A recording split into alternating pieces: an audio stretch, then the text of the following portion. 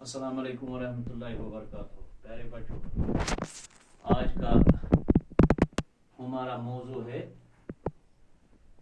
नज़ीर अकबर आबादी की मशहूर नाज़म मुफलिसी का दूसरा बांध। पहले बांध की तशरीह हमने की है, आज दूसरे बांध की तशरीह करने जा रहे हैं।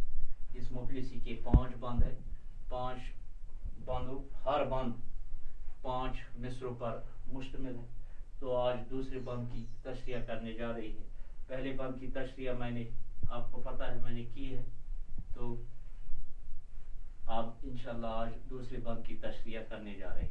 मैंने आपको पहले भी बताया है कि ये जो बांध है, नाज़म है, इसकी इकट्ठी तशरीह की जाती है, लेकिन मैं आपकी आसानी के लिए पहले हर मिसरे की अलग अलग तशरीह करता हूँ, उसके बाद इकट्ठे इसकी तशरीह करता हूँ। लेकिन तरीका इसका है कि इसकी इकट्ठी तशरीह करनी है। इम्तिहान में बैठना है तो इकट्ठे इसकी तशरीह करनी है। खैर, सबसे पहले मुफलिस इसकी बुलंद खवानी करेंगे। आप अपनी किताब का सफ़ नंबर 184 निकालिए। मुफलिस की कुछ नजर नहीं रहती है आन पर, देता है अपनी जान वो एक एक नान पर। हर आन टूट पड़ता है रोटी के खवां पर, जिस तरह कुत्ते टूटते हैं अस्त खवां पर, वैसा ही मुफलिसों को लड़ाती है मुफलिसी।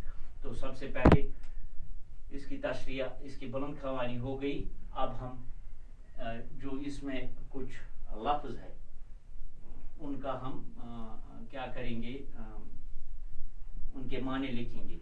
ठीक है, अल्फाज है, लफ्ज है, उनके माने लिखेंगे। सबसे पहले मुफलिस है, यहाँ लिखेंगे मुफलिस। मुफलिस के माने है गरीब। इसके बाद में आन है, आन के माने है शान शौकत।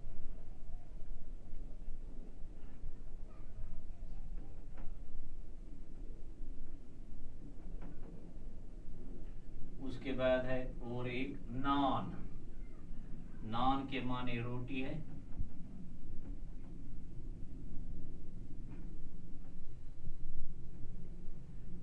इसके बाद है अस्त खवा, अस्त खवा की। इसके बाद है खवा, अस्त खवा नहीं है, खवा। खवा की लफ्जी माने है थाल, जिसपे हम खाना खाते हैं, या क्या कहते हैं दस्तर खवा, जो आप लिखेंगे। उसके बाद है अस्त खवा, इस्त खवा के माने है खड़ी। तो ये इसके जो नए अल्फाज है उनके माने मैंने लिखे हैं। इसकी तशरीह करेंगे। मुफलिस की कुछ नजर नहीं रहती है आन पर, देता है अपनी जान वो एक एक आन पर। इससे पहले मैं आपसे ये कहूँगा, जब इसकी तशरीह हम शुरू करें, पहले मैं इसको अलग अलग बताऊंगा, उसके बाद मैं आपको वो बताऊंगा कि इकट्ठे जब इसकी तशरीह करेंगे, लिखेंगे हम, उस वक्त क्या करना है। मुफलिस की कुछ नजर नहीं रहती है आन पर, देता है अपनी जान वो एक एक नान पर। मुफलिस की कुछ, यानी नज़ीर अकबर आबादी इस नज़म में फरमाते हैं मुफलिसी से पैदा होने वाली मुसीबत को का जिक्र निहायत ही बेहतरीन और मौसर अंदाज में करते हुए कहते हैं कि मुफलिस की वजह से आदमी बेइज्जत हो जाता है, उससे अपनी इज्जत का कभी भी ख्याल नहीं रहता है। मुफलिस होने की वजह से उसे अच्छे और बुरे में तमीज करना आता ही नहीं, तमीज करना आता नहीं। यानी मुफलिस की कुछ नजर नहीं रहती है आन पर, देता है अपनी जान वो एक एक नान पर। यानी शायर फरमावान, नज़ीर अकबर आबादी फरमावान कि मुफलिसी सत हसा छु इंसान बेइज्जत गसान। क्या जेल इंसान गरीब छु, गरीबस कुन जाए कदरी, तमिस छुन कदरी करान, इससे अपनी इज्जत का कभी ख्याल भी नहीं रहता है।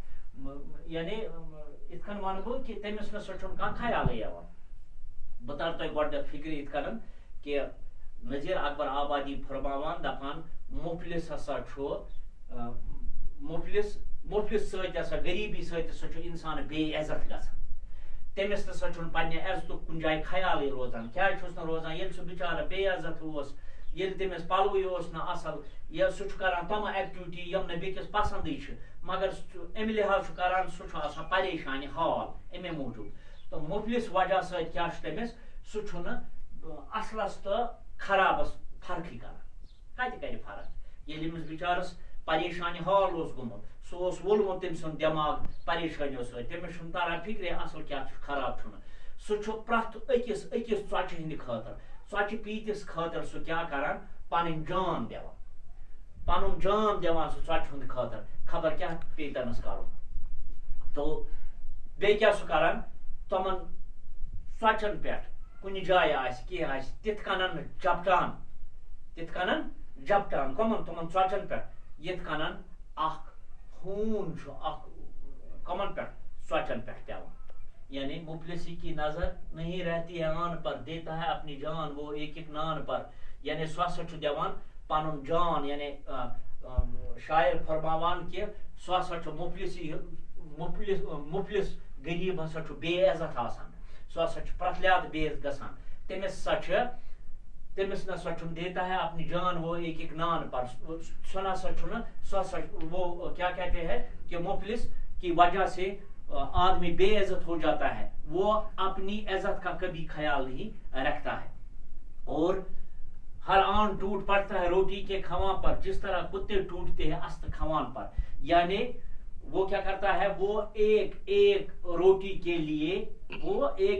کے لیے اپنی جان تک لوٹا دیتا ہے وہ اپنی جان تک لوٹا دیتا ہے جس طرح کتے ٹوٹتے ہیں است کھواں پر اور اسی طرح جس طرح کتے ہڈیوں پر ٹوٹتے ہیں یعنی اسی طرح وہ اپنی جان دیتا ہے روٹی پر جس طرح کتے آپس میں لڑتے ہیں ویسا ہی مفلسوں کو لڑاتی ہے مفلسی تو اسی طرح یہ پریشانی یہ پیسا ہوا یہ بھوکا رہنا یہ دکھ وہی لوگ سمجھتے ہیں یعنی جو انسان کیا کرتا ہے جو بھوکا وغیرہ رہتا ہے تو اکٹھے اگر ہم اس کی تشریح کریں گے اکٹھے سب سے پہلے کیونکہ اس میں ٹائم کم ہے اس لحاظ سے ہم کچھ نہیں زیادہ آگے نہیں جاتے ہیں کہ یہ نظم نذیر اکبر آبادی کی ہے نذیر اکبر آبادی فرماتے ہیں مفلسی سے پیدا ہونے والے مصیبتوں